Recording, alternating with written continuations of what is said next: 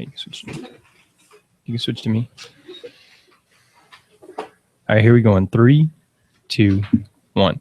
What's up, y'all? Welcome to the Sports Medicine Broadcast 131 Issues Female Athletic Trainers Face. This week, we have a couple of different guests. We have Sonia Gysland from the Pittsburgh Steelers. She's assistant athletic trainer with the Pittsburgh Steelers. We have Dawn Stuckey, one of the associate athletic trainers at Rice University. And we have Christina Cope. She is an associate athletic trainer at Klein High School. And this was actually her idea after we talked to Robbie McFarland. This is one of her ideas, so I invited her to be one of the guests. We also have Dr. Josh Yellen from U of H. He's got lots of information about issues females face. And then we have Nicole Kasha, one of the Masters of Athletic Training students at U of H. I am your host, Jeremy Jackson, sitting right beside me. And Matthew. Sorry, we had some of the mics turned down. We're going to do that one more time. Sitting right beside me is... Sakira. Jose. Gabby. Matthew. All right, so we're a little bit out of order, but that's all right. So you can join our conversation on the sportsmedicinebroadcast.com using hashtag TheSMB. Bob's supposed to be on Twitter. He's not here right now, so hopefully Jose can do that too. We have quite a few people listening live. Can you read those names, Jose? Jackie Gonzalez. All right, Jackie. Rob. Mitch. David Young. Mickey Brown. I don't know if it's Michelle or Mitchell. There's two of them. All right. Nick Jones. Doc Hill. And you. And then it's me, so we can see it there. All right. So thanks for listening live. Thanks for tuning in there. Just want to give those people a quick shout out. So Matthew, you're going to start us off with the questions. Can you please tell us about yourself briefly and share your personal journey to get where you are now as an athletic trainer? And first, can we start with you, Sonia? Sure. As Jeremy already mentioned, I'm with the Steelers. I've been with the Steelers for the past 4 years, serving as an assistant athletic trainer. There's 3 full-time athletic trainers with the Steelers. So there's my boss, the head athletic trainer, and then we have two assistants. And I came by way of, I can start with my school background. I went to Wisconsin for undergrad. I went through their athletic training education program. Followed that up with getting my master's in athletic training at the University of North Carolina in Chapel Hill. And while I was there, I was assigned to work with football and men's and women's tennis. So I was starting to kind of experience. Well, when I was at Wisconsin, I also had 2 semesters of working with football there as well. So when I was at UNC, I had the opportunity to do a summer internship with the Steelers during their preseason training camp. So I was able to kind of get a feel for what the NFL environment was like. But yeah, so that was in between my 2 years of grad school. Following grad school, I did an internship at Ohio State. I was helping out with a bunch of different teams, but my primary sport was men's gymnastics. And then following that year, I got my first full-time job working with Duke football as an assistant athletic trainer. And then after that is when the Steelers had a opening. So I was called to interview. But yeah, so that's kind of how I ended up here. Hey, Sonia, this is Josh Yellen. Can you hear me okay? Yeah. Yeah, I got a question for you. Sure. What years were you at Chapel Hill? 07 to 09. Okay. Does Quentin Sawyer ring a bell? Yeah, yep. What about Tony Trombetta? I don't know Tony. Yeah, but you know Q. Yes. Okay. Q and I worked together at Southeastern Louisiana University. Oh, nice. And Tony came out apprentices program before Q. Okay. Yeah. Okay. Just want to start making some connections here. Yep. Thanks. All right, Don, same question. Hi there. Like Jeremy and them said, I'm at Rice University right now, and I've been there for 10 years. So I love Rice and the atmosphere that it brings. Before that, I was at, let's see, I played basketball in college, so I kind of took a different route. I started at a junior college in Kansas and played basketball and did some undergrad and associate's degree there. And then I went to Newman University in Wichita, Kansas, and played basketball and did athletic training at the same time, and got my bachelor's degree in athletic training and biology. I double majored. And then I went to UT Tyler for my graduate degree. And while I was doing that, I was working at Tyler Junior College as a graduate assistant athletic trainer. And then I stayed on there a year later as a full-time assistant. And then I moved on to Rice University, and that's where I've been ever since. So, All right, and Christina. Like you said, I'm at Klein High School now. My journey actually kind of started in high school when I was in high school. I played sports starting at a very young age, and then at a very young age, I was also very interested in medicine. And due to some injuries when I was young in high school, I couldn't do the sports that I wanted to do anymore. Kind of had a wrist surgery that took me out of everything. And the trainer at the Woodlands High School was amazingly helpful in my rehab. And I talked to her. She's still there now, Charlotte Laverne. I talked to her about letting me into the program, and she did. And I fell in love with it. And from there, I've found different college programs and kind of toy between like Tech and Baylor. And I got into the program at Baylor, and I went to Baylor and was in their sports medicine program and was an athletic trainer student athletic trainer for them for the football team and the girls soccer team. And then mostly more the football team, because by that point, all the people I came in with were all older than me. So they graduated. So I was kind of the oldest one there with the most experience. And then I thought about graduate and, being like a grad assistant and all. And then I looked at my student loans and I was like, eh. So after graduation, I just subbed for a year until I got a job at Klein High School, which happened to kind of fall into my lap a little bit by way of Charlotte Laverne helping me hear about it. And now this is my 10th year there. And I've been going strong ever since. I just kind of figured out really young what I wanted to do and went straight for it. What year did you come out of Baylor? 04. Lori Greenwood was the director. She was just coming in. They were just switching from the internship to the academic. So I was on the bubble. Got it.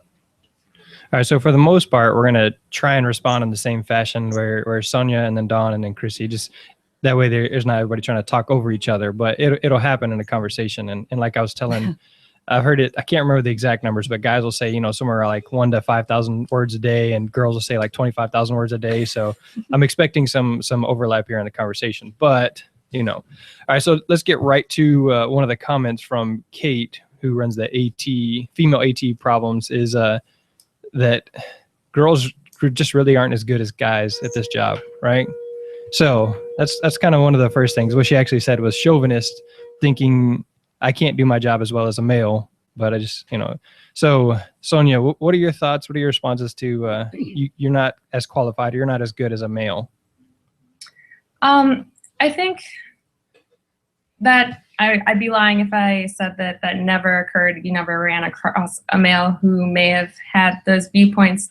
But then again, we're kind of reading between the lines here, because do they actually come out and say that to your face? I mean, we rarely hear that, but there are undertones where, I may have gotten that feeling working in such a male-dominated sport in the past, where you run across certain individuals that you get that vibe from. And is really what I have to say to that is a lot of times they have that viewpoint because they've never seen a female be successful in a position around where they were. So, for example, in the football environment, there's not a ton of females in the higher levels in athletic training. When you go to the D1 college football level or higher than that, you just don't see it as often. So that's where you may find those people more often. But once you're put in a position you can show that you can do the job, I think a lot of those people's opinions can change. When I worked at Duke football, I was the first female that ever worked on their football staff. And I think I did kind of get that feeling from a few people I may have encountered early on. But once I just kind of focused on doing my job and doing it to the best of my ability, I think those viewpoints kind of changed, and then they saw that, oh, actually they do a really good job, or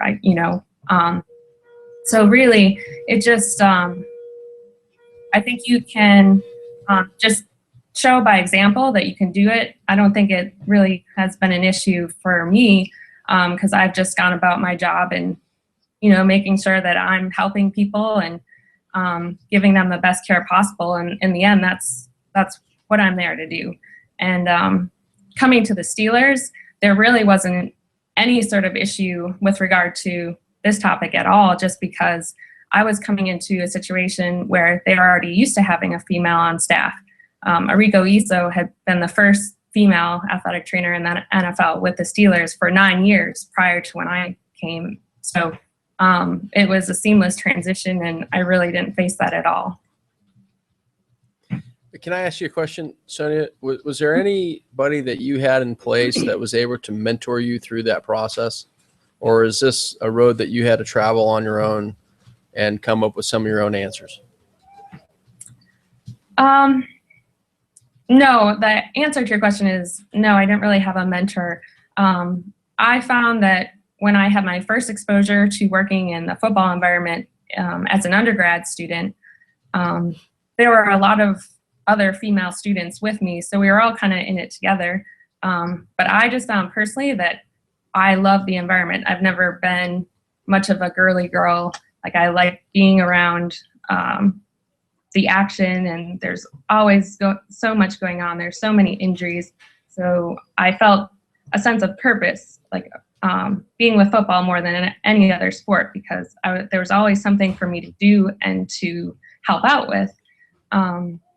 So because I found myself so comfortable in that environment, I just kind of gravitated towards more of those experiences. And because I enjoyed it so much, I think I felt comfortable in the environment. And that just kind of, it was like just a reciprocal relationship with like everybody is around. Because I was comfortable in the environment, they were comfortable with me in the environment. So then with that experience under my belt, I think working with football in grad school just kind of built off of my experiences in undergrad, and I continue to feel even more comfortable in that environment. So just from my kind of repetitive experiences in this environment, I think that allowed me to be even more successful, just because I had continued to get so much experience in the environment. So it wasn't like there was a person that kind of held my hand along the way. It was just like, I'm in it, and I felt comfortable doing everything. And I don't know, does that kind of answer your question? I don't think there was any right or wrong, answer to that. I just, from a program director's perspective, we have a number of females in our program. And if you look at professional schools, whether that's AT school, PT school, OT school, medical school, law school, whatever it is, there are a number of, the percentage of females to males is changing as compared to what it was 20 or 30 years ago, where you have a lot more females in these professional programs than you do males. And so from a perspective from where I sit, I want to know, what can I do to help facilitate people being successful in a field like athletic training? For me, it was a real, in my opinion, I had a real privilege in that when I first got into it, the first head athletic trainer I worked for, her name was Susan Houlihan, female. And then when I got into my AT program at Cal State Northridge, the head athletic trainer was Rhonda, and she was the first female head athletic trainer at Division I school in the state of California, and our program director was a female. And so along the way, I've been mentored by females, and I've seen this discrepancy. But like you said before, it's not anything that has really kind of come out overtly. I've heard it that, a female is not as qualified as male, and I totally disagree with that. I don't think there's any merit to a conversation like that. A clinician is a clinician. Your knowledge is your knowledge, and your skills and your abilities are exactly that. Are there certain areas where I think that a female would relate better to a female athlete? Sure. As a male clinician, I've been in situations where I've treated female patients, and there are just certain things that a female patient is going to present to me that I just don't understand. I just don't. But my answer to that, without, getting into too much detail, was the first time I came across, well, a female is just not going to be as good as a male in this profession. Well, my answer to that was, they're a male gynecologist, aren't there? And, that pretty much ended the conversation. And so I think, from my perspective, I want to sit and listen, and I want to, learn from everybody in the room. How do we gain some more equality? How do we end some more, how do we end the discrepancy? How do we end the thought process?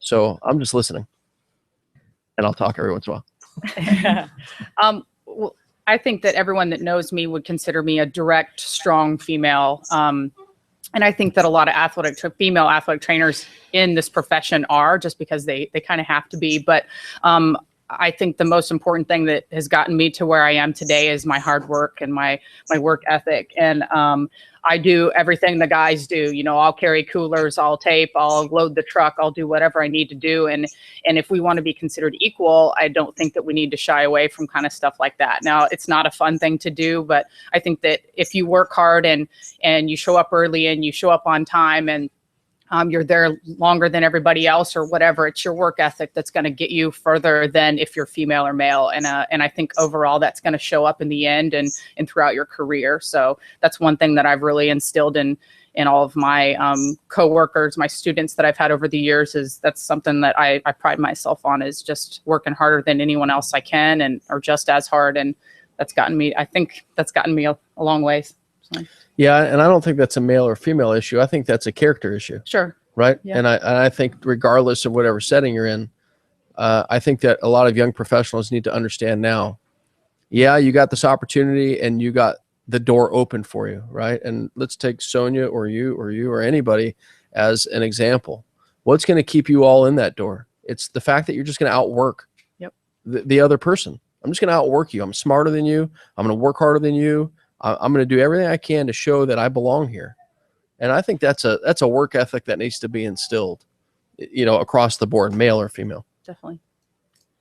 For me, when I was a student trainer in high school, Charlotte was always a really good role model for me. And when I went to Baylor, there was no really treatment differently for, you're not going to be as good because you're a female or any of those kind of things. So I had a little bit of confidence. Well, I had confidence when I came out. When I started at Klein, I don't know if I necessarily got it because I was female and thinking I wasn't as good, or the fact that I was 23 years old working at a high school. And, there was a little bit of both, but I could have either let those negatives, feelings that I got from people affect me and bring me down, or I decided to use it as like a little bit of fire under my butt. And, but it's like Don says, you do feel a sense that you have to work harder than everybody else to prove yourself. It's like you have to fight harder to prove yourself. You have to work harder to prove yourself. And so that's what I did. And I worked my butt off to get respect from everybody, no matter what I did. And I tried to make sure that all of my students, because we have 45 student trainers in our program and only 2 are male. So I tried to make sure that all the young girls in my program know that you're going to work just as hard, that you're going to, put forth as much effort as everybody else. You're not going to pull this whole, oh, I can't do it, I'm a girl, this kind of thing. Like if you do that, you're going to take us backwards. So Don't do that. Yeah, I remember Rhonda, who is, and I don't know if she's listening, she's still in California, but Rhonda was maybe 5 feet tall, soaking wet with rocks in her pants, 110 pounds at best. And, she had a really high voice, and she really set the tone for what our clinical experience was going to be. You were going to act a certain way. You were going to dress a certain way. For men, she would do something called the credit card test. If she took a credit card out and ran it up your face and hurt any stubble, you were shaving.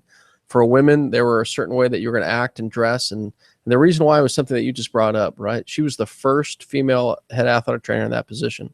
And she had worked really hard to get to that point. And she wasn't going to let anybody else, get in her way. And she wanted to set an example for everybody, but especially the females. So the question I have for, I think, the 3 of you is, all of you just brought up a common theme, right? And the common theme was, I was determined to work harder than everybody else because I felt like I had something to prove. So what is it that you felt like you had to prove?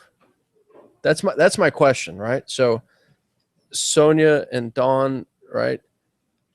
You both have addressed it from a college and a professional level. You've addressed it from a high school level, but you've all brought up the same kind of theme. I was determined to work harder than everybody else. Can you describe what that was that you're trying to prove? I would say, for me, I'm a very competitive person, so it doesn't matter who is next to me or who's against, starting from being a student in athletic training classes to the clinical experiences. Like I just always had a drive to be the best. Like it's gonna, I don't know if that's gonna come across sounding, I don't know, the wrong way, but it's not meant to. It's just my competitive drive always instilled me to work my butt off and, do the best that I could do. But in the end, it's because you're trying to be the best. And whether you're the best female or the best man, I think that's gender neutral. We were talking about work ethic. If you want to be the best, you have to work harder than everybody, not just work harder than the males or work harder than, so I think to me, it's competitive drive. Like I was always just trying to do the best I could. And when we're talking about work ethic, not only is it work ethic that really helps kind of separate yourself, but the other big thing is knowledge. And you already addressed that. Knowledge is power. Like you really prove yourself when you're knowledgeable about our profession, and you know how to treat injuries effectively and properly. And but yeah, I agree with what she was saying about work ethic, but I also think knowledge is just right up there along with it. And Sonia, let me ask you a question. So when you first started in the athletic training profession, you went to Wisconsin-Madison, yeah? Yes, that's correct. Yeah. So when you first started, did you know that you wanted to stay in football, or were you open to all these other experiences and gravitated towards football? What was your thought process in the beginning? I was definitely open to working in kind of any athletic training environment as a student. And I did find that the football rotation was my favorite out of all of them. But it's Why? not safe. Why?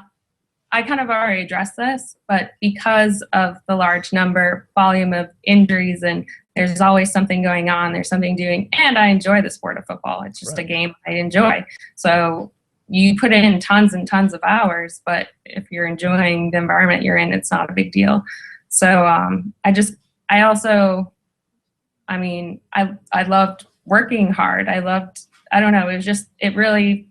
like doing practice setup. Like you shouldn't really enjoy doing that, but I really enjoyed like going out and getting my hands dirty and just doing that sort of stuff. So, but I found that after I continued to get more football experiences, like I didn't choose my rotation at UNC. That's just what I was given. And so I found that gaining the football experience kind of convinced me that I'm like, well, maybe I should work in this environment because I enjoy it so much and I'm doing a good job in it. So that's kind of when it was in grad school that was basically when I had the Steelers internship is when I decided that was my goal to work in the NFL. Dawn? I would agree with her and just say that, being a former athlete and just my work ethic, I'm competitive. Just I agree with everything she said. It's just more of a personal thing that I want to be the best I can at all times. And I've never really dealt with anyone that's personally said you're not good enough because you're a female or anything. I think that, like I said, it's never been a question because I feel pretty equal to them most of the time because I'm working just as hard or harder than they are competitively. And, just that competitiveness inside. It's more of that than anything. Christina? Well, for me, it's slightly different because, like I said, I started when I was 23. I probably looked like I was 17. So I always had the problem, and it's around that time, there was a lot of stuff in the news with teachers and students and all that kind of stuff. So I had to work really hard just to prove that I was there to do a job and that I could do my job and be professional, and that there was no ulterior motive or, something bad behind it. I worked really hard to show that I could be a cute young female and still be professional. Mm-hmm. And I had to prove that to a lot of people, unfortunately. They always had eyes on me, like they were waiting for me to screw up. So this is something that when I was getting my master's degree, I wrote my master's thesis on the athletic trainer's ability, their clinical knowledge in the intervention of disordered eating. And how I got to that point was I was assigned to a female team. And I was the only male that was a part of it was a softball team. And I started to notice some of these sociological discrepancies, right? One, that female athlete was supposed to go on the field and be a competitor and be the quote, the beast, and crush the ball and all those other things. And when the female athlete came off, they were supposed to magically go in the locker room and they come out and look like a model. Whereas the male athlete, we didn't have those same societal pressures. The male athlete can walk in and look like, a Neanderthal, go play the game and come out and look like a Neanderthal. And nobody said a thing about it. The same thing about, what you just brought up, right? That you were a female athletic trainer at a high school and everybody's got eyes on you. But I guarantee you, if you were a male going into a nobody would say anything. Right? We see this now as far as, some other societal issues. To have a male coach be the head coach of a female team, nobody blinks an eye at. But to have a female coach be a coach of a male team, whoa, wait a minute. Look what happened in the NFL, right? You have your first female referee. This made the news. I guarantee you, she is just as good or qualified as a referee as anybody of her male counterparts. So the question I have for the three of you is, and Sonia, you may have already addressed it, but I'm going to ask it again. The question I have for you is, there are some unwritten societal pressures that are on, female clinicians. Tell me some of the strategies that you all use to address some of these societal pressures, because whether they overtly exist or not, they're there. So tell me some of the things that you use that, some of the nuggets that you all can pass along to some of my female students and those that want to get in the profession, things that you've learned along the way. Sonia, I'll start with you. I think that like a lot of the tools that I kind of use to combat some of these societal misconceptions, I'll call them, is just really focusing on just really understanding that I can only control what I can control. I can't control what they think of me, so I'm not going to worry about it. I'm just going to put my head down and do my job the way I should do my job. So I think just kind of being good at tuning out some of those, outside distractions is just a helpful tool, just to be sure and confident in yourself that you are a good clinician and you are good at what you do. Just having that confidence about you and not worrying what people are thinking or saying or whatever. I think the other big thing that goes a long way is just your overall professionalism, how you dress, how you look. For me, it's more by choice because I don't like to wear a lot of makeup or, I like to wear athletic clothes, so it's not a big deal. But like when you're in a football environment, like you don't want to stick out, because if you stick out, you're going to be a target. It's simple as that. So I like to blend in, be behind the scenes, and just do my job. And then overall, just professionalism in terms of not only how you look, but just how you act with people. I don't know how to kind of go into that in as much detail, but there's definitely like people know if you're flirting with them or if you're just talking to them. If conversations go a certain direction, I always steer it the other way and bring it back to the injury. Like, okay, so is this bothering you? Like just being good about kind of handling certain conversations. Yeah. yeah, so those are my big things, is professionalism, not really trying to focus on what other people are thinking. Yeah, I would agree with that. I think I focus a lot, the age group that I deal with on a daily basis, 18 to 22, you have to be really careful with that age group, but you also want to be their mentor. And that's a really big part of my life, is I want to help guide these kids, you know, in the right direction, but that's also being professional at the same time. So a lot of times, you know, you want to be friendly with these athletes, the female, the male, both, and joke around with them. But sometimes it does go to another level where, you know, they start joking around and it gets a little unprofessional, and you have to learn how to take that with a grain of salt real quick and change it and say, hey, you know, I'd appreciate it if you didn't say anything about you know, that today, or, you know, that, and let's go ahead and focus on your injury, just like she was saying. Stuff like that. So I think it's the way you handle it. And if you act like you're uncomfortable, then they're going to feed off of that and almost probably do it more towards you. You know, hey, you want to go to dinner and go to the Red Lobster tonight? You know, I've had that talk a couple of times at football practice, you know. Jeez, so you it's big just spender. like, I mean, yeah, big spender at Red Lobster. So Red Lobster. And this is not an advertisement. This is not a, but, you know, and you have to just, hey, you know, joke around with them back and say, you know, I'm busy tonight. Maybe, you know, you should pick on somebody your own age or something like that. You just have to spin it where they're not uncomfortable, but they understand that it's not the right area to address you. But I try to become a mentor to them and still want them to be, I still want to be approachable for them. But once it gets unprofessional, you have to reroute it really quick. So. Yeah, it's pretty much the same way in high school. Yeah. You know, I think I get it a little bit worse. I've got the 14 to 18-year-olds. Sorry, my son's 14, so I understand. Which, you know, these kids here know what I'm talking about. It's a different kind of energy and mentality around here. But in my training room, I say our training room, me and my partner, we have our rules. And our big thing is to not let anybody skimp or get by with not following the rules. And one of the biggest ones is showing respect, whether it's respect to me, whether it's respect to the other student trainers. You're going to show respect. If you're disrespectful, I'm going to call you out on it. Mm-hmm. I do have the boys that, you know, because I do like to look cute. Now, when I'm at work, obviously I'm, you know, dressed professionally, but if it's a banquet or something, you know, I like to put on some nice heels and, you know, a nice dress and whatnot. And everyone would be like, oh my gosh, you look like a girl. Yes, it happens.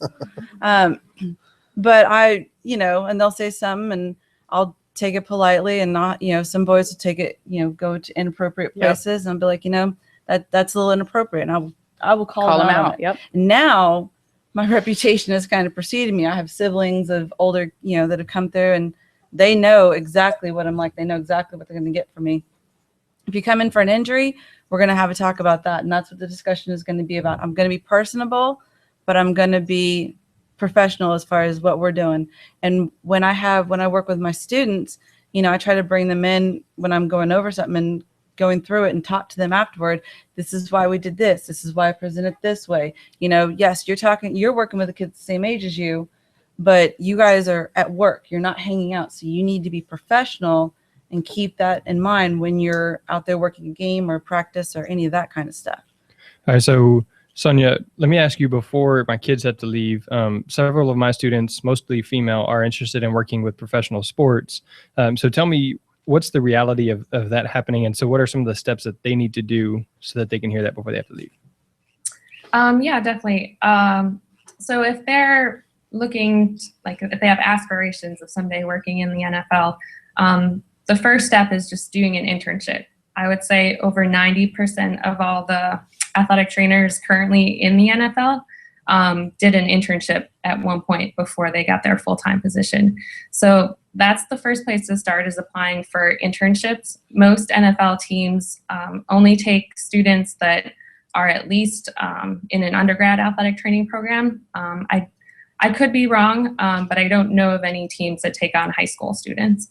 But yeah, so when you're in an undergraduate athletic training program, that's the time to apply for these internships, usually in the fall, because most teams select their interns for the following year after the previous season is done.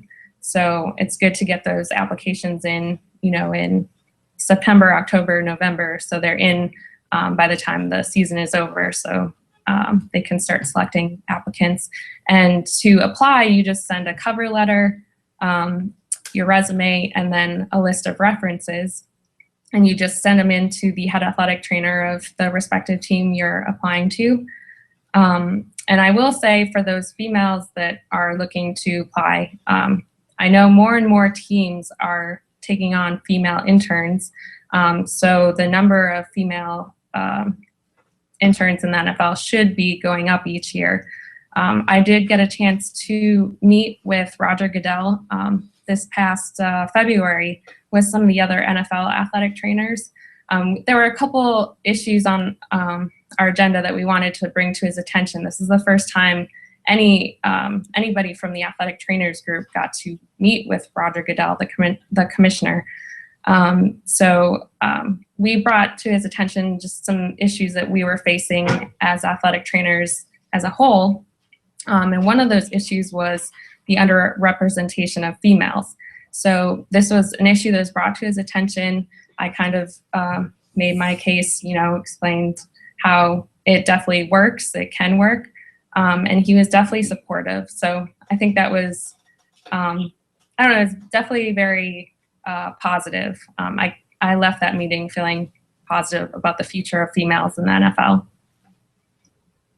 All right, so Don, if they want to work in at a D1 school, what is your thoughts there? Pretty similar. I think that you can do some summer internships as well as a high school student. Like we offer high school kids to come in and work for us during the summer to get some more experience during football conditioning and weight room and stuff like that.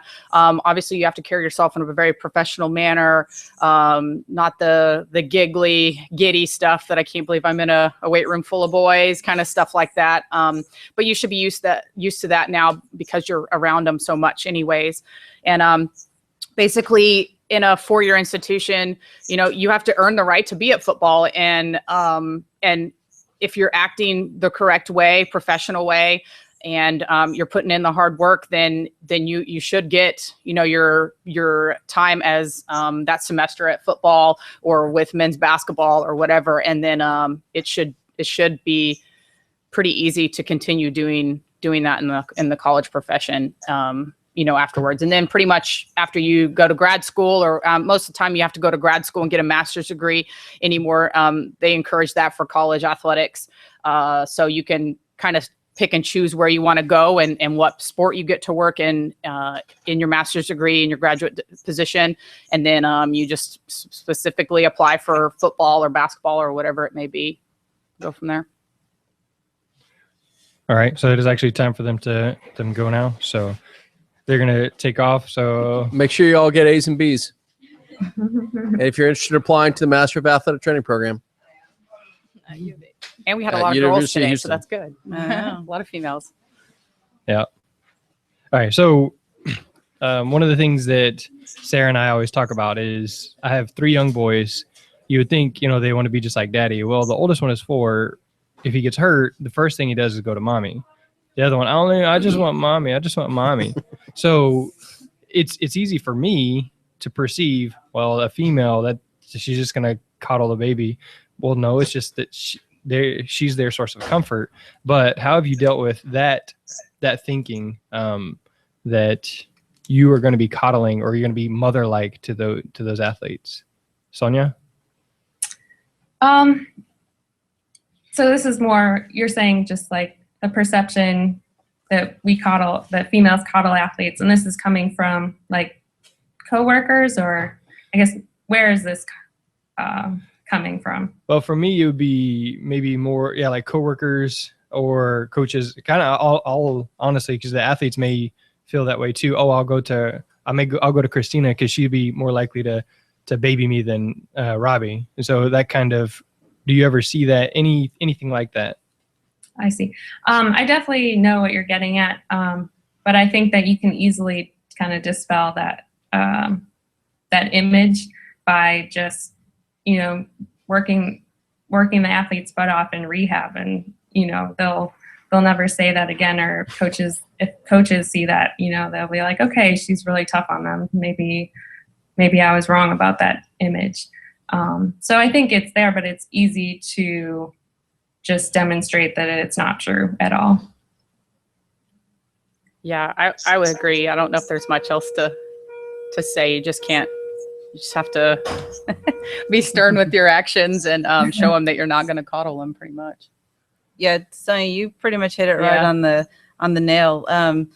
In our training room, my partner is the one that goes out and works with practices, and I stay inside and work with the rehabbers. And I'll have those kids, especially in the high school level, they don't really want to be there. It's kind of maybe daddy wants them to play football. They don't really want, so they're always, hurt in a way. But I make rehab so difficult and so not fun that they don't want to stay in there. They don't want to come back. Whether it's, okay, maybe they have an injured ankle. Okay, so we're going to do core work until you are like falling over, or, upper body, like just something so that they don't want to come back. And, then like, okay, no. This is not what I thought it was going to be. This is not, I thought you were going to be easy on me. I'm like, nope, it's not easy. But I do think in a sense that, that kind of women's sensitivity thing does benefit sometimes as well, because you get the athletes that are truly injured, and maybe they were the star on the team, but now that they're injured and they can't play, they don't have that same role in the team, and they don't have all the coaches coming to them being like, this is, yay, good job, pat on the back and everything, because they're not to be able to do anything anymore. So now it's kind of like they're lost in their position on the team, and we can help them, just kind of deal with that emotionalness of it, because part of rehab is, keeping their mental state. I would say 90% of rehab is a solid psychological state. And so my partner always says, I think more emotionally, and he thinks more, just straight arrow type of stuff. And I'm okay with that, because I will relate to a kid if he's hurting or having problems emotionally, mentally, whatever, and I will help him through that as part of the rehab process. So one of my good friends, her name is Shelly Mullinex, and Shelly's the senior associate athletic trainer at LSU. And so I think she's been there for close to 20 years, highly respected in the field, sought after by many college and professional athletic training rooms, as well as coaches, et cetera. And one of the things that Shelly's taken on is that she's the director of wellness. And I think that she would come out and say, and Jeremy, I'd probably respond to you and say, I'm going to replace the word coddle with, it seems like the female clinician, and you just tapped on this a little bit, Christina, the female clinician is just a better listener. And so now what ends up happening is that you have an athlete that's injured, you have an athlete that's hurt, and is trying to express him or herself psychologically, especially in a very misogynistic gladiator sport like football, where you're not supposed to show any pain, period, end of story. And so now all of a sudden, because this female has this ability to listen, they're able to ask better questions, and they're able to get to the answer faster, and they're able to provide a much better solution. And so I think that perception of, especially in football, where it's like, suck it up and throw some dirt on it, which I never understood how that helped. And I was a football player. I grew up in a football family. My dad was a football coach. I played football for the majority of my life. But there's just certain things that I just don't understand. And so to be able to say, well, you're just going to coddle him. No, I'm going to ask certain questions. And to be honest with you, what I've seen from some females in the sport, and I think it's a real benefit. I think it's a benefit not to have played the sport, because now what ends up happening is that you're not getting caught up in the, I remember when I took a hit like that, or I remember. More than likely you didn't. And so you're not, as a clinician, you're not clouding your thought process and your objectivity with, I remember going through this, right? So you're able to get to the source of the problem much faster in a much more efficient way. So I think along those lines, that idea of saying, well, you're going to coddle them. No, I'm going to listen to them, and they're going to express their emotions. And the other thing too, is if you look at the sociological interactions between male and female, right? My wife brings this up all the time. Let's say I'm around a bunch of guys, and you walk in and you're sitting down on the couch, and it's like, hey man, how you doing? Fine. Good. What's new? Nothing. No, okay. What'd you guys talk about? Nothing. When as a female, the female interaction, when I see my wife with some of her friends, it's a very in-depth conversation, like hours. They're talking about hours. Whereas the guy, it's like, hey, what's up? Nothing. Hey, did you see John? Yeah. How's he doing? He's doing great. How do you know? Because it's somehow we had that, 2-second interaction and that was it. So I think there's some sociological factors with female versus male. And I think what it does is that it makes you all a better clinician because you're able to get to the source of the problem better. You're able to ask better questions. Right. And I think that's just, and I think to be honest with you, I think as besides Jeremy, the male, soul male representation, I think that there are certain things that we need to learn from females being in sports like football and watch and observe and see how the interaction plays out. Mm-hmm. All right. So I got some questions from the chat room. Can you talk about the interview process, Sonia, of going to D1 and then the NFL? And then Don will ask you the same thing about D1, because it seems, again, I know you said that because I don't remember her name, was at the Steelers first. You said it was easy for you, but can you just talk about that process to help somebody that may be in that situation right now? Sure. So you're asking about what the interview process was that I went through for my college and the Steelers position. Yeah. And then again, looking at breaking the barriers, females aren't normally here. So what are some of the things that? Oh, yes. Yeah. Okay. Well, with the Duke football position, it was a pretty standard, there was a job posting and I applied for it. And then I know I was one of, I think 3 candidates interviewed for the position. And you go through and you meet with some of the other athletic trainers on staff. You meet with the head football coach. You meet with some of the administrative people. I believe I met with the assistant AD as well as somebody underneath him. So yeah, you just meet a whole variety of people that work within the university athletics as well as the football program. So it was a day-long interview. It was very similar with the Steelers. However, I did not actually send in a formal application except for sending in my resume, just because my boss he called up 3 of his former interns that he knew had done a good job in their internship. So that was my internship was basically the interview process. But yeah, and then when I was called up for the actual interview and came up to Pittsburgh, it was very similar to my the college position interview where, I met with the head coach, I met with the team owner, I met with the strength and conditioning staff, as well as the other athletic trainers on staff. But yeah, it was another day-long process.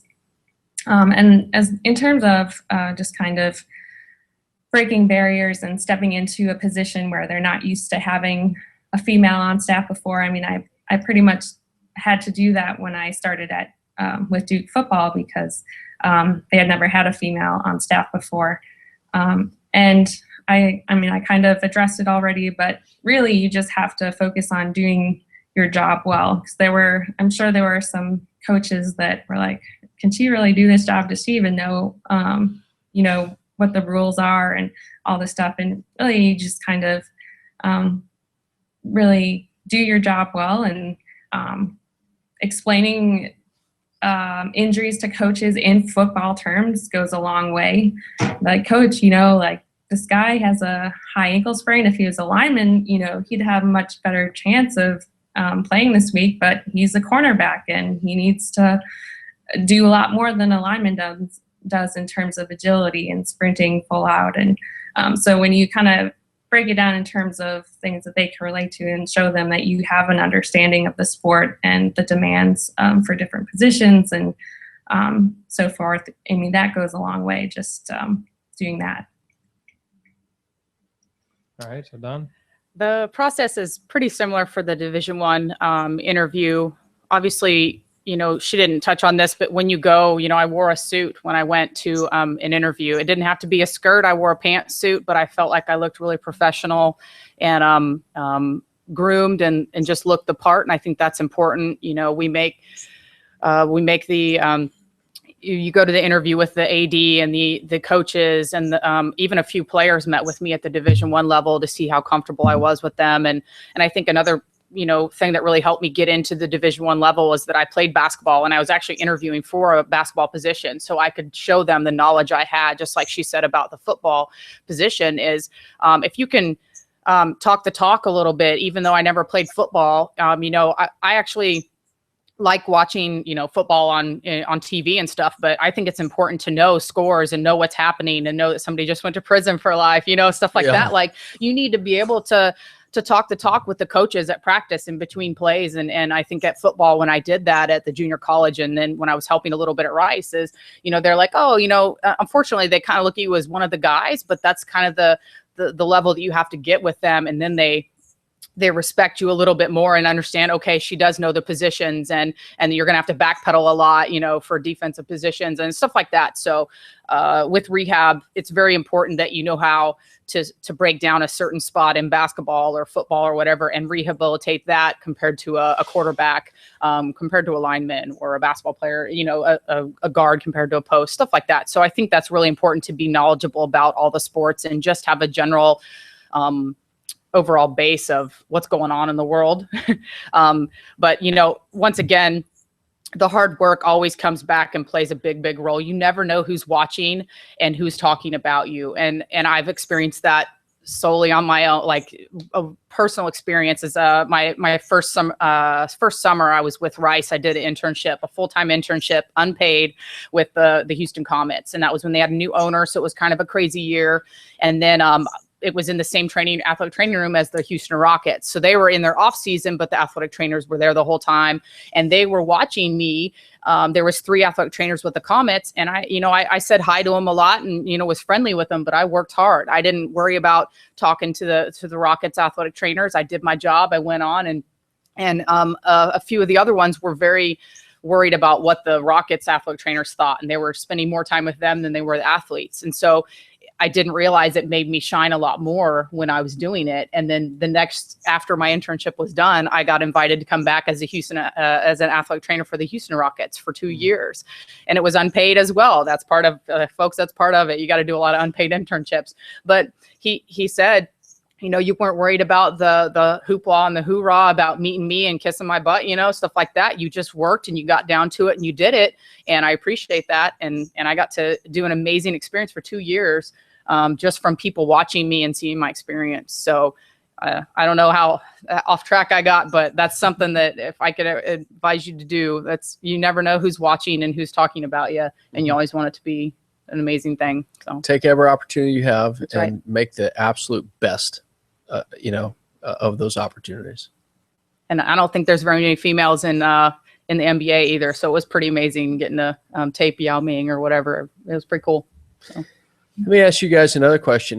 From a male clinician, and I worked with some female sports, every time I did an evaluation on one of my female athletes, I always asked them, do you want me to bring in a female athletic trainer?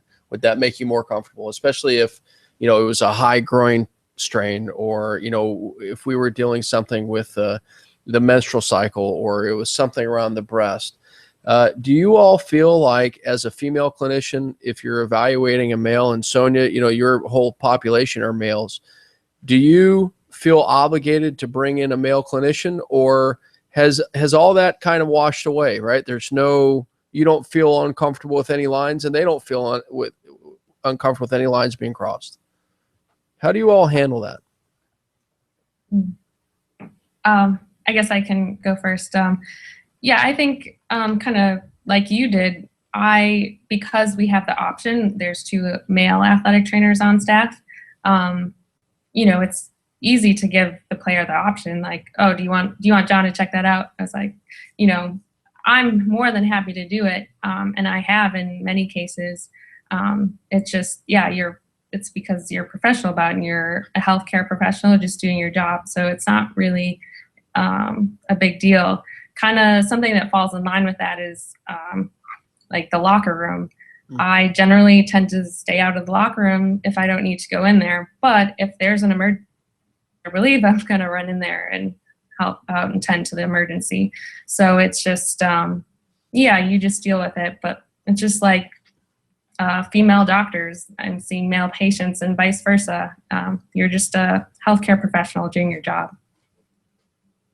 Yeah, Christy and I were talking about that before the program started, that the struggle with there not being a lot of female locker rooms in the football stadium to change clothes, and you have to make sure that everyone's, you know, decent before you go in at halftime, or not really. Halftime's not that big a deal, but if they're going to the restroom, stuff like that. But I suppose males that work a female sport probably have the same issue with that. So it's kind of a hassle sometimes, but I don't know. What do you think, Chrissy? Well, touching first on what he was asking about with the having a male clinician come in if you're working with a male. I had a while back where I was the only trainer on staff for the entire year. So I did a whole year by myself. And I remember not long after it turned into me being by myself, I had a young man that was brought into me that the coach was concerned because he was bleeding on the backside of his shorts. And when I finally asked him what was going on, you know, and the coach stood in there. He was a young man. I think he was a freshman at the time. The coach was standing in there, and I asked him what was going on. It turned out that he thought he had been bit on his butt. And so there was no other way to get around it. It had to be examined to determine what was going on. Right. But you're doing a job. You are a professional doing your job. If you maintain professionalism throughout the whole thing and don't show any discomfort yourself or show that you're uncomfortable or embarrassed in any way, then the other person who you're examining is not going to become uncomfortable or embarrassed. If you're confident in what you're doing, you're professional in what you're doing, it'll put the other person at ease as well. Yeah, definitely. So I think given the option, you know, you could always do that. But if you're professional in what you're doing, I don't think you have a whole lot to really worry about with that. You know, there are some things where I'm just not going to go. If a male comes into me with a genital problem, I'm going to tell him to go see a doctor. Like, that's out of my scope. I don't need to deal with that. You know, we'll have a discussion on things you can look for and try to evaluate, but I don't need to evaluate that myself. But other things, high hamstrings, you know, hip flexors, those are the sport injuries that I need to deal with, and I'll do them to the best of my ability. And if it gets to a point where it's too uncomfortable for even with somebody else in there, I'm going to send them off to a doctor to take it further. But what Don was saying about the whole locker room thing, that there are not a lot of female friendly locker rooms. So it's not even about like going in at halftime, because everybody's dressed at the halftime of the football game. Yeah. But there are locker rooms that you walk into and the urinals are right there when you walk in. There is no way around it. But I still have a job to do. And in high school, there's only two of us, and he may be taking care of something else, and I've got to go in there, and I've got student trainers that got to get water in there. And so we just work to the best of our ability to stay professional. But that is a huge problem as a female, is trying to do your job completely, because you do have barriers that are put up for you that you can't really cross. You can't go into the urinals. You can't, you know, it's one of those really hard issues that you have to figure out solutions for. All right. So Sonia, specifically talking about the locker room, is that an issue for you?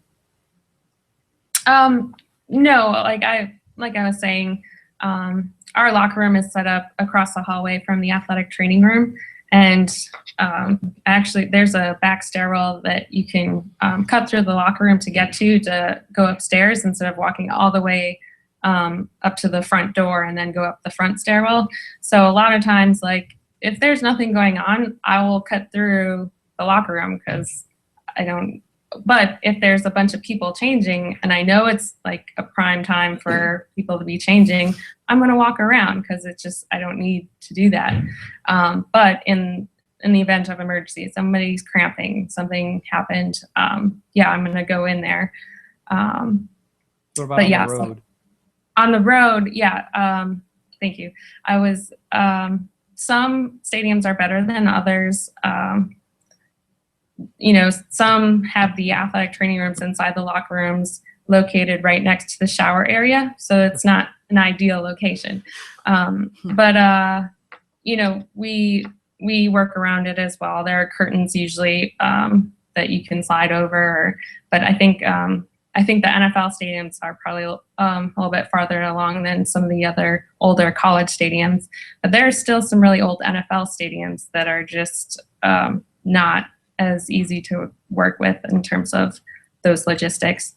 I think the biggest problem that I find is just finding a women's restroom that I can use outside the locker room that's not halfway around the stadium. But yeah, you find ways around it to still be able to get your job done. Yeah, for a lot of times for the high school, I won't wear what I'm wearing to the game, like when we show up, because obviously I'm going to be setting up stuff and running around, and beginning of football season is pretty hot and sweaty, but there's not always a lot of places for me to change. I do generally have to walk halfway around the stadium to, you know, find a women's restroom, squeeze into a little stall and change in there, or even just to go find the restroom. And that's at least for you, Sonia. I'm sure most of the NFL stadiums are a little bit farther along than most of the high school stadiums that are currently around here, but they're revamping them a little, which is nice, hopefully. I have a question along the lines of travel arrangements. You know, Sonia, Dawn, Chrissy, you know, you're traveling with teams, you're on the road. You know, when I was traveling with the teams, especially if I was with the female team, I had my own hotel room, right? Do you all get your own hotel rooms? Do you, yeah, I mean, how does that go? You know, these are all things that I think young clinicians need to know. They need to be prepared for this aspect. Sonia, I'll start with you. Yes, I do get my own hotel room. I guess that is something that comes up sometimes. Players will need something. So you do have to, like, sometimes go to their room, but most of the time, if I can, I always try to be like, well, let's meet down in the team meal room or in the training room that they provided or that the hotel made out of one of the rooms. So usually, if I can, you know, we'll meet somewhere. But I mean, that is stuff that comes up. But again, as long as you're professional, there's no issues. Mm-hmm. I'm fortunate right now. I work with the women's soccer teams, but I do get my own hotel room still, which is nice because I have treatments in there. But I do know a few of our other athletic trainers that are females. One is the men's tennis athletic trainer, and they have not taken her on several trips this year because they don't want to pay for the extra hotel room in California or wherever. And that's not fair to her. She's losing an experience, and it's not fair to the guys either, the athletes. They're not getting an athletic trainer. Right. And sure, there's only 8 of them for the golf team or the tennis team or whatever, but they're not getting the full experience that they should because of that female not having their own room. And it's $300 for 3 days, you know? It's not that much to sacrifice to keep an athletic trainer on the road. So right. I've seen that a lot in Division I athletics, especially the smaller teams, maybe not football or anything, but the smaller teams for sure. Yeah. Unfortunately, I think if you bring it up from a medical liability issue, it's horrible. Oh yeah. Yeah. And tennis expects the host athletic trainer to do all the work for you, basically, is what happens. And that happens a lot. Chris? For me, I'm gonna be weird and say this is actually one of the perks. Yeah, I do generally get my own room. Yeah, and that's one of the perks of being a female for once. And you know, out of the several things that go against us, I have traveled. The way we do it is like we'll have a district trainer go, if it's a regional track or state track or that kind of stuff. Somebody who will cover all the athletes that are within your school district. And I'll get my own room for that. Our baseball team went to state 2 years in a row. And I got my own room for that. But my room was also the training room. So right. I would open the door, prop it open. The coaches knew where I was. The athletes knew where I was. And they would come in for treatments. You know, I brought a stim machine and, you know, got extra towels to make our homemade hot packs out of hot water and towels. And, you create it as you go. But I was happy to be a female. And they're like, well, you know, you're a girl and it's all guys. Bring you your own room. Okay. I'm okay with that. So, right, I've got Nicole Casha sitting next to me. She's finishing up her first year in our Master of Athletic Training program. And so if the three of you were to give some nuggets to Nicole and to say, hey, look, you know, I think, Sonia, how long have you been in the practice now? As an athletic trainer? Yeah. Or, oh gosh, since 2007. So you're looking at 8 years. Dawn, how long have you been in? 13. So that's 21 years combined. Chrissy, how long have you been in? 10. So that's 31 years, right? So over 3 decades of experience between the three of you. What are some nuggets that you're going to give to Nicole and say, look, these are some things that I wish I would have learned along the way, or these are some things that are going to help you along the way as a female going into a profession like this? And keep in mind, right, when all of us were coming out, and I think I'm older than all of you, but when all of us were coming out, there weren't as many options that Nicole has now, right? The options that Nicole has are phenomenal, and I'm jealous of how many opportunities she's going to have. But as 3 females combined with over 30 years of experience, what are some nuggets you can give to her? Sonia? I would say for any female in this setting, just don't be afraid to be direct. Don't be afraid that you're going to hurt anyone's feelings. But if something's bothering you, if someone's being inappropriate or disrespectful or whatever it may be, whether they're offending you because whether you're offended because it's something about being a female or not, just tell them that they're being disrespectful or talk to someone about it, because you'll more often than not, whoever is being disrespectful will be like, oh, I'm sorry, like I really didn't mean to. I didn't really know that I was disrespecting you. And, so there are so many things that can be solved by just addressing it immediately. So yeah, just don't be afraid to be direct. I think something that's really important is to make sure you're comfortable in your own shoes. Like, don't try too hard to be that that powerful female. You want to be who you are. You don't have to force anything like that, and be comfortable with the program you're in. You're going to know in the future, what program, like the football, if you do want to do football, you're going to know if you fit well with those coaches and his philosophy and their beliefs and things. And it's important to stick with those beliefs that you have and how they do it and how they coach. Coach Bailiff is an amazing coach at Rice, and I would work for him any day of the week if their hours weren't so long, because he instills good things in those men. And I think that's really, really important to keep stay true to yourself. And if you don't, believe in what they're doing is the right thing, then you need to probably look somewhere else or do that, because it can get miserable really quick. So I think if you go into the high school setting, and whenever you go in for your interview, kind of interview the person back.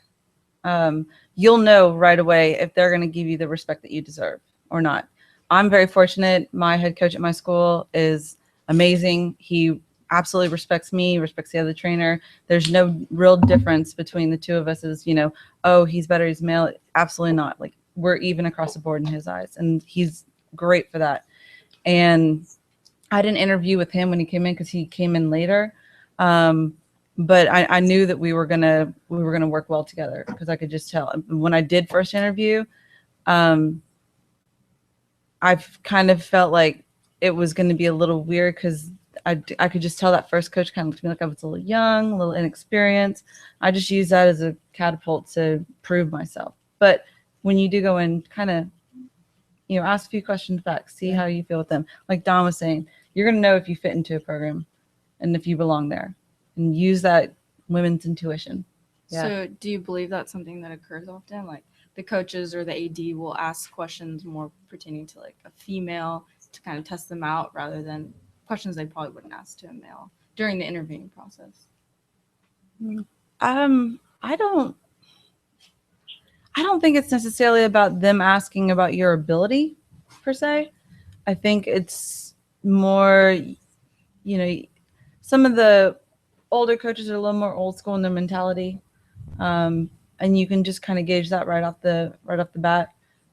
And the stuff that they'll ask you, are you comfortable with doing this? How would you handle this? The way that they present it to you, you're going to be able to tell what they're asking of you. And if all they're asking of you is to fill water and not take care of the boys, then that's kind of going to give you an idea of what they're going to expect out of you. So you want to, ask back, well, what would my expectations be? And make sure that they're in line with what you want to be doing. If that makes sense. Yeah, definitely. And express your goals. If your goal is to be a Division I head athletic trainer and work football, then you need to tell them that impresses some people, and that says, okay, you're serious and you want to be with football. And it's not a bad thing to be, the soccer athletic trainer. But I have a different aspiration than some people. But if they're looking for a long-term person that wants to be with football or with soccer or wherever, that's who they're going to focus on. And I think longevity is something that it doesn't happen very often anymore. People jump around job to job, and that's why I think it's so important.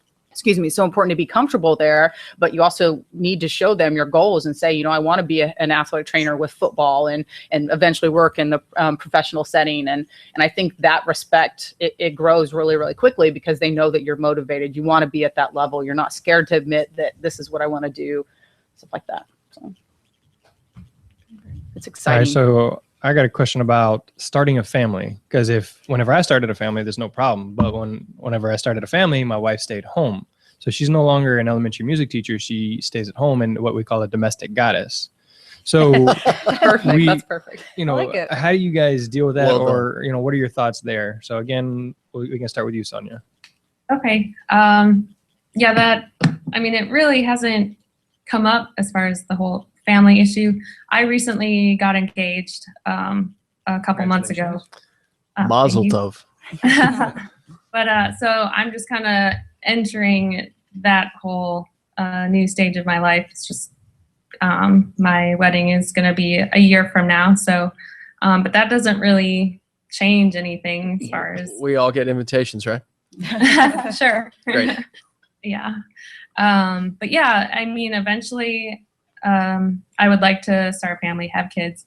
And I'm not really sure, haven't really figured out the details of how that's going to work, but I do know that it's probably going to have to fit in with the regular season, figure out when those 9 months, do some math in my head. But I know it's going to be planned around the football season. But other than that, I don't know. But I know the staff that I work with, the Steelers organization, are great. They're family people. So I know that when the time comes, they'll be more than happy to work with me.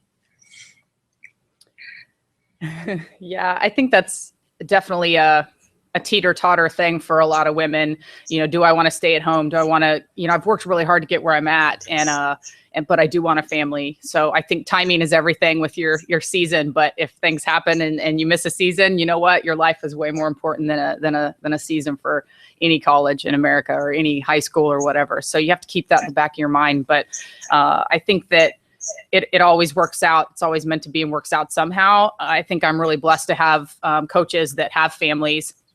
And I envision myself bringing my daughter or my son to practice, when they're 2 or 3. I'm hopeful that they can be in the training room and run around, because that's where I was kind of brought up with my other head athletic trainer. He had a 4-year-old and a 7-year-old, and they would play on the Theraballs all day, and jump on the little mini trampoline and stuff while we were in Saturday and Sunday treatments. And I envision that happening. And I hope that they want to be, comfortable in that setting, because I want them to be athletes too. So I think, if you have a supportive administration and coaches, I would hope that would happen that way.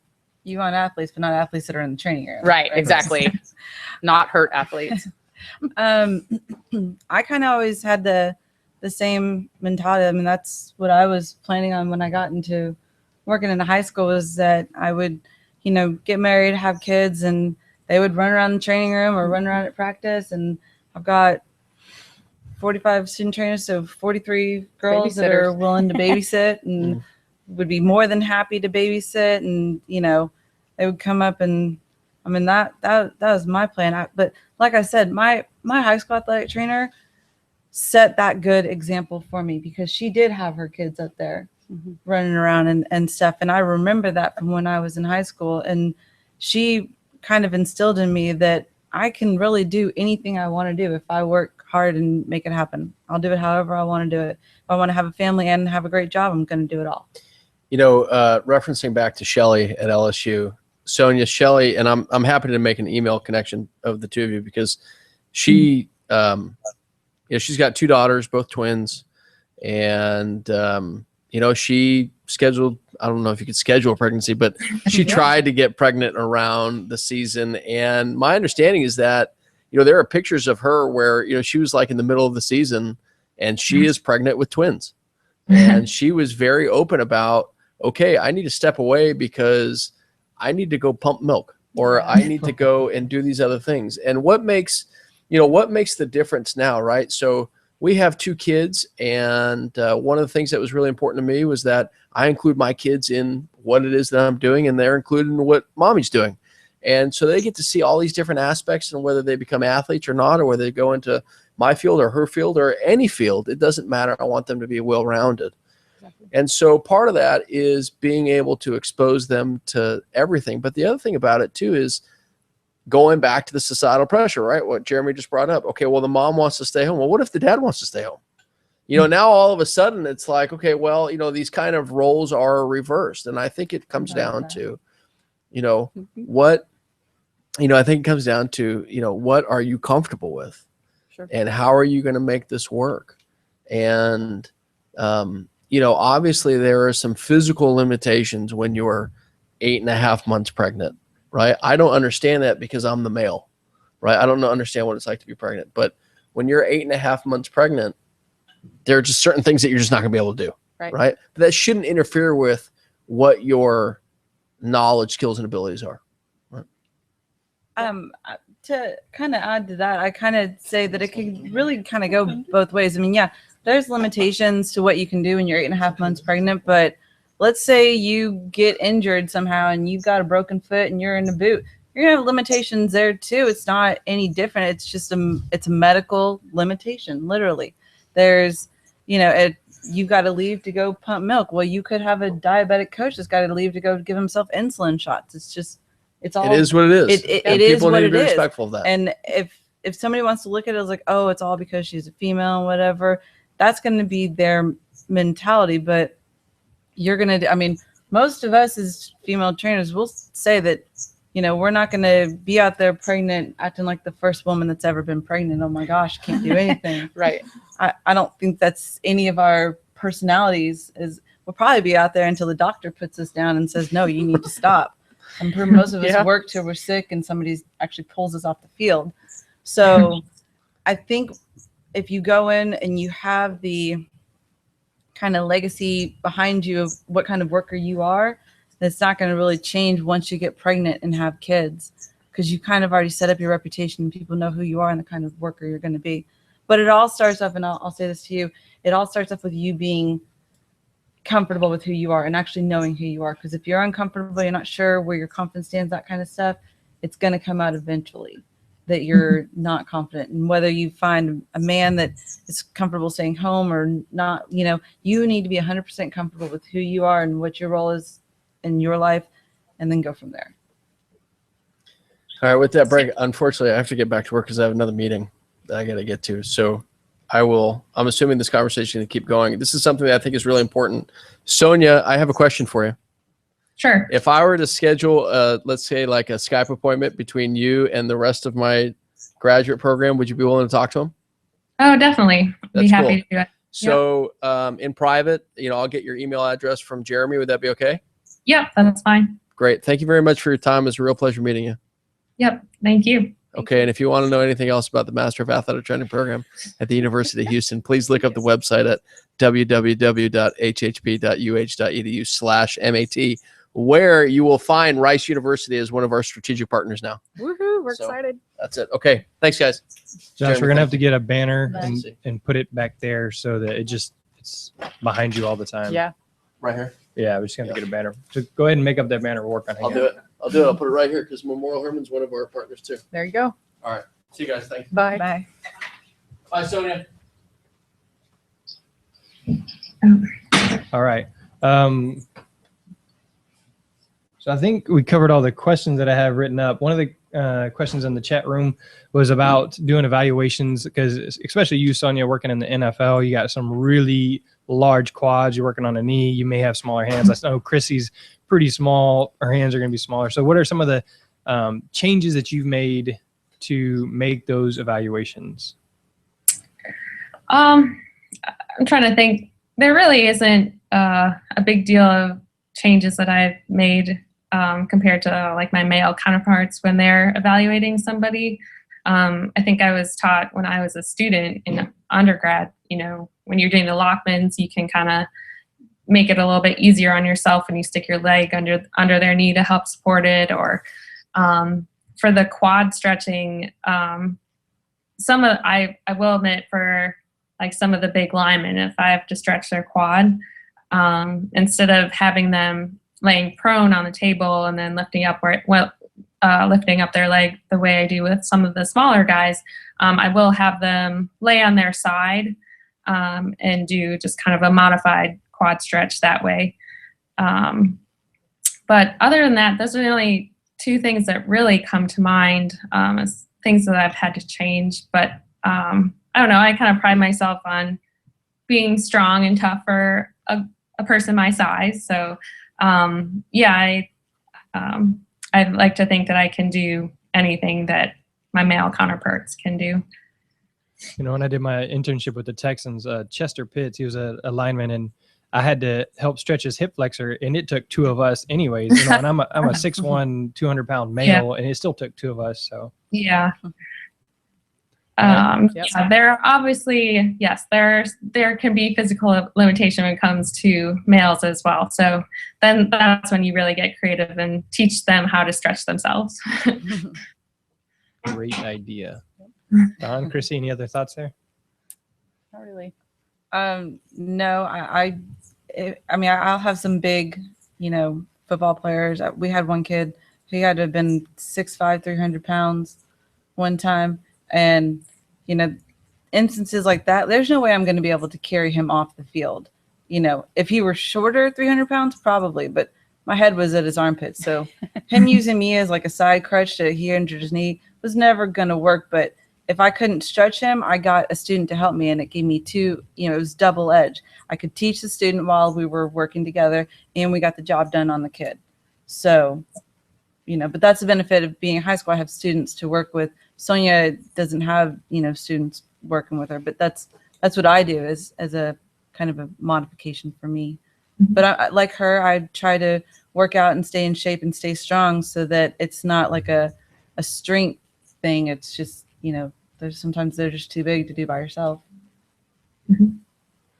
All right. One other thing, Jackie Gonzalez commented in the chat room here. She was just talking about pregnancy. She said she has a 9-month-old right now. During football, it was difficult with games being late, but my coaches understood that after I was done taping and they were all warming up, I would disappear for a few minutes to change and take care of whatever I needed to do.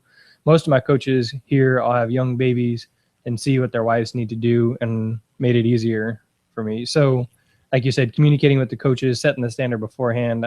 You know, she obviously just went through this, and so she understands what it's like to have a big old belly on the football field. So yeah, nice. Yeah, I was just I don't know, just kind of trying to envision this whole thing. If I was to be pregnant during the football season, I was just like, it's not a really good look for me if I've got a big belly running out on the field during a timeout. I don't really want to picture that of myself. But if it happens, it happens. Somebody said that. So, I mean, life happens. And so I'm sure whatever happens, we'll make it work. All right, very cool. Any other final issues? I still have the top 10 list that Kate made, and so I can read through those, and we can go through those and respond, or I can just read through them. Any other thoughts? Anything else you want to throw out there about issues you guys face? Because obviously I don't. I think we covered a lot today. Yeah, I think we hit on a vast amount of the big stuff. All right, so I'm going to go through this list. If there's something you want to add in or comment on, feel free. So from, again, Kate from Female AT Probs on Twitter, top 10 reasons it's so tough being a female athletic trainer.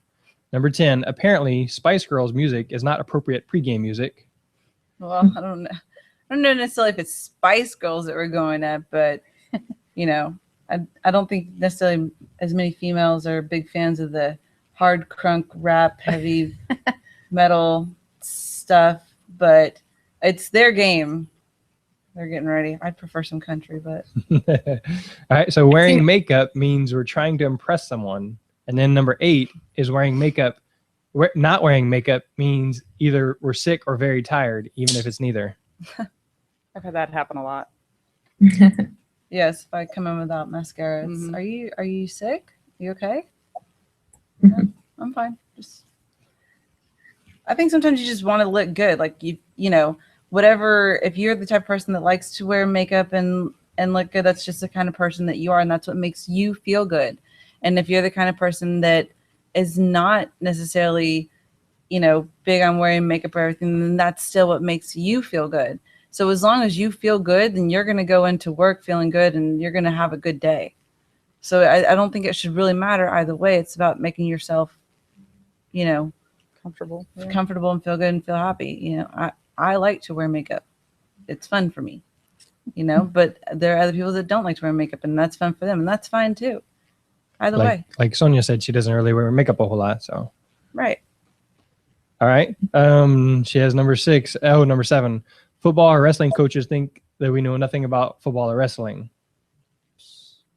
All right. Number 6 reason why it's so hard to be a female athletic trainer is being asked to homecoming, prom, or any other school function is not what we had in mind when we go on dates. Or the Red Lobster. Or Red Lobster, that wouldn't be a bad idea. I mean, that's a good date right there. Yeah, that's pretty decent.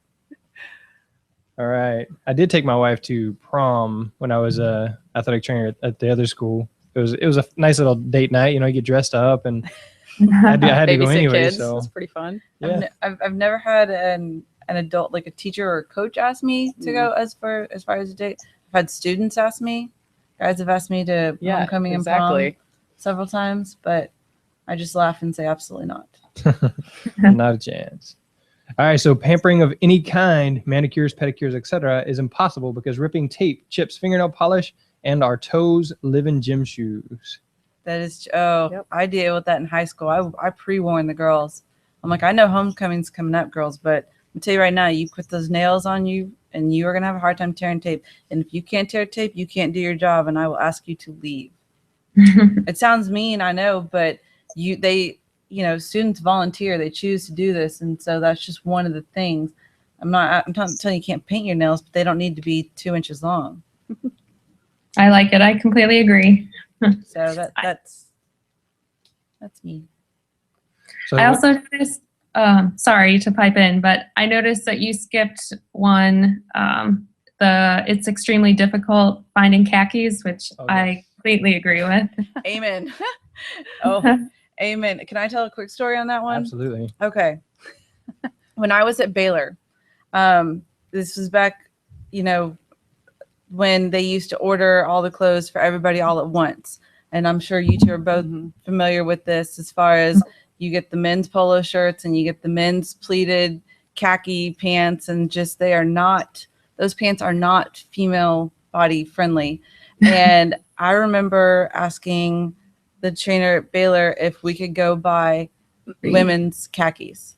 And he was very hesitant on it, just being like, I don't want them tight. I don't want them this. I don't want them that. And this was right about the time that boot cut and flare fit were coming out, so the tapered ankle was just not something that you wanted to wear as, a 19-year-old female on at that time Baylor wasn't on TV that much, but, so we finally convinced him, and we went out and we found some very, still professional looking khaki pants that didn't have any pleats in the front, that were, kind of straight leg, flare cut. And from that year on, he changed it to where the girls could go buy their own khakis as long as they passed his approval.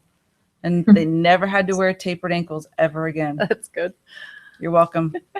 Yeah, I was wondering if this could be like a source of information. I didn't know if we could put our heads together. I was curious where you guys got your khakis. Are you talking pants or shorts? Both. Because I will do shorts at games sometimes because it will get so extremely hot down here. I'm a big believer in the Gap. The Gap has Yeah. good shorts and pants. For pants, I've been okay with Kohl's actually. Yeah.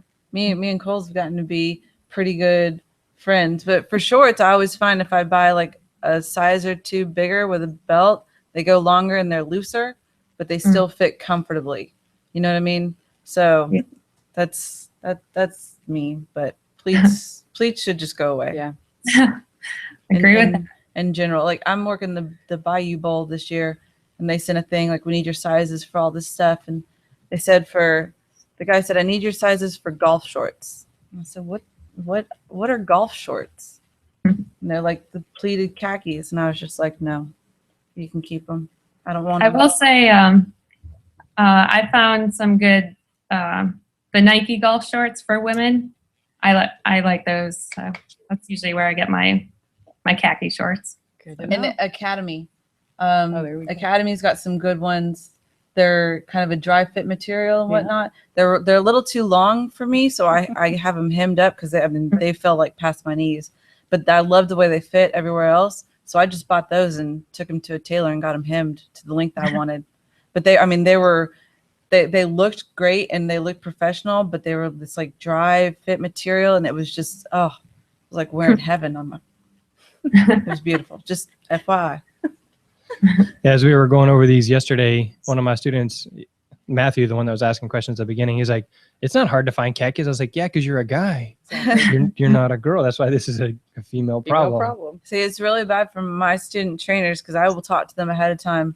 And as being the female, I will let them know. I'm like, look, we have dress code and you're going to follow it. And I will approve your khaki shorts. And if I disapprove of them, you will not wear them. Because high school girls all, Short shorts. They want them tight and short. They want them super tight and super short. And I'll tell them ahead of time, like, I have to approve them. You cannot just show up. And I've had girls that have still shown up, and I've either told them that they have to get something to change into, or I'll put them in something. And I've got old khakis that, I've outgrown or whatnot that are in there. And they're like, well, these are too big. I'm like, well, sorry. You should have bought some that fit that weren't too small. So it is hard for girls to find professional, decent fitting looking khakis that aren't too tight, aren't too short, as far as shorts, or just aren't too, even some of the pants are like completely tight through the knee and then big at the bottom all of a sudden. And it's just like 1970s bell bottoms. And then you get the other extreme where there's like the grandma looking kind. You don't really feel like looking like a grandma. The tapered ankle. Yeah. Yes, that's.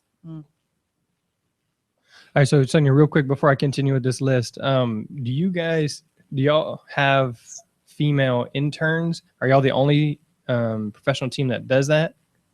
No, there's more and more teams that are taking female interns. I know the Buffalo Bills do, the Kansas City Chiefs. I want to say, the Carolina Panthers, pretty sure the Giants. But yeah, there's a whole number of them that take female interns. And we actually have 4 female interns on staff for our training camp this coming summer. So. Wow, 4 female interns. Is that all? Do y'all have 4 interns, so they're all female this year? No, we have a total of 10 athletic trainers total. That's including us. So there's 7 interns. Nice. There was 3 of us in a season-long intern when I was with the Texans. That was in their second year. So, Okay. But man, nice. Yeah, that's just our training camp numbers. During the season, we have 1 undergrad student from Pitt and 1 undergrad student from Duquesne, and then we just started having a seasonal intern. So That's really awesome. That is good. Good to hear. Yeah. All right. So number 3 on her list is being hit on by coaches and parents. I've never had that happen. I have. Have you done? Yep. I was going to say, when I read that, I think it could definitely go both ways, but Jeremy, if you haven't experienced it, maybe I was wrong. I don't know. You know what I think it is that females are not going to necessarily go up to a male as much and hit on them as much as males are going to come up to a female and hit on them. So, you know, you're going to have more dads or male coaches, you know, actually have the guts to say something to you. I don't think females necessarily have the guts to say something to Jeremy. I've had students say stuff like to other people, or I've overheard, or, you know, say, well, this student thinks you're hot or something like that. That was a long time ago, but I've never had anybody specifically say, hey, what are you doing this weekend, kind of thing. So of course my wife always says I was kind of clueless with girls, and so maybe they haven't. It was probably happening and you didn't realize. Yeah, probably. So, all right. So this is kind of what we just talked about here. Number 2 on her list was cute, functional work clothes do not exist. They don't. I work at 5:30 bright and early every morning. We practice at 6 or 7. And so I'm going to tell you right now, at 5:30, I'm not going to wear makeup. I rarely wear khakis, and I'm out on the soccer field, which is quite dewy at that point. So yeah, sometimes I bring 2 pairs of clothes. Like I wear mesh shorts and a t-shirt and dry fit into work, get through with my practice, and then I change into something else, or I just stay into that or something. So it's hard sometimes to be functional as an athletic trainer and be out on the field and sweat and all that kind of stuff, and then come back in and look professional as well. It's not a fun job sometimes. Most of my clothes are technically men's shirts, men's Yeah, we get men's shirts athletic a lot. pants, men's polos. It's most of my clothes that I get that have my school logo are actually men's. So that they give you. Yeah. Yes. So, Baggy. you know, it's which I don't mind. I don't really like super tight things, you know, but it is my work clothes are definitely not cute or attractive, but I'm kind of okay with that in a sense, because I'm not out there necessarily to dress cute or attractive. That's what I do outside of work. At work, I'm there to work. I'm there to be professional. So it's kind of both ways. Like, no, there isn't, but not really what I'm going for I either. wanna, yeah. So I don't know. What do you think, Sonia? Yeah, no, I completely agree with you. In a way, it's good that everything is oversized and baggy, but also you don't look like a slob because your shirt is, your sleeves are halfway down your arms. But yeah, that is, I deal with the same thing because most of the clothing that's issued are men's clothing. So, you know, I wear Nike small through and through. All right. So then the last thing, I think she tried to put a positive spin. Said, as tough as it is to be a female AT, we still get up before the sun and get home after dark because we love what we do. Mm-hmm. It was the only thing I love about time change is the sun starts to come up when I'm going to work. It's a good thing. But yeah, we do. We work just as harder than most everybody else. We don't see a lot of daylight at home because we work a lot, and I think that says more to character, and it shouldn't be based off of gender. You know, we should be evaluated on our character, not our gender. Mm-hmm. All right, Sonia, real quick, you mentioned you met with Roger Goodell about the female inequalities. Has anything come of that yet? Yeah, actually, they voted, I guess it wasn't really a vote, it was just like a mandate that he, I guess I'll backtrack for a second. The NFL Athletic Trainers Group, it's called PFATS, Professional Football Athletic Trainers Society. They had I don't know if you want to call it a grant, but like a lump of money given to PFATS from the NFL that is used to give to minority athletic training interns that help out for training camp or are interns throughout the season. So they, for some reason or another, I'm not sure why, but last year that money was taken away. So there was no minority scholarship money to give to our interns. But after we met with Goodell, we notified him of this. I don't think he was aware at all. He's like, oh, well, as of right now, it's reinstated. And he wanted to give extra money to a lot towards specifically female interns as well. So that was one positive thing that happened right away.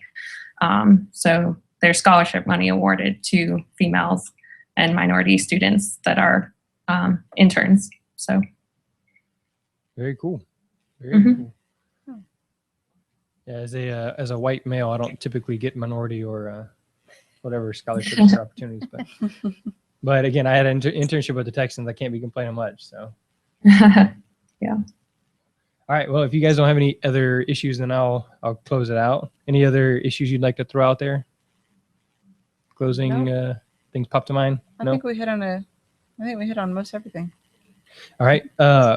GHATS is the one that makes the CEU opportunity available. So I definitely want to thank them. So if you're watching live, which I think there's about 9 people watching live, that you can earn the CEU opportunities. Again, that's because of GHATS allows me to do this as part of their organization. Roland Ramirez, one of the athletic trainers for the Houston Texans. You know him, Sonia? Yep. He's the one that actually gave me your email address. I think I told you that there. So he's also the creator of the DS2 platform. So I just want to give him a shout out. He was trying to bring me on as an assistant during their the OTAs and stuff like that, just to help out. And because I told him I really wanted to learn rehab from him because he is a rehab guru, but it just didn't work out. But I really want to thank him for being willing and open to try and involve me in the community and stuff like that. So. And then Kate from Female AT Probs on Twitter for pretty much creating the content. So thanks again, Kate, there, because like I've said so many times, I am not a female. I do not know what the female athletic trainer problems are. So she helped out a lot there. Definitely want to thank Sonia for taking some time out of her busy schedule, for Dawn coming over here, for Chrissy coming all the way over from Klein, which is quite a way away. If you want to check out any of our other stuff, sportsmedicinebroadcast.com. Again, sportsmedicinebroadcast.com. Most every Wednesday we have a show. So for Jeremy, everybody else here, for Sonia, Dawn, Chrissy, that's a wrap. All right. Well, that is pretty much the show. It's still broadcasting and recording until I stop it all. So thank you, Sonia, for coming on. And congratulations on your engagement. Thank you. All right. So I will close out. You want me to email you with Josh's email? Sure. Yeah, that'd be great. Okay.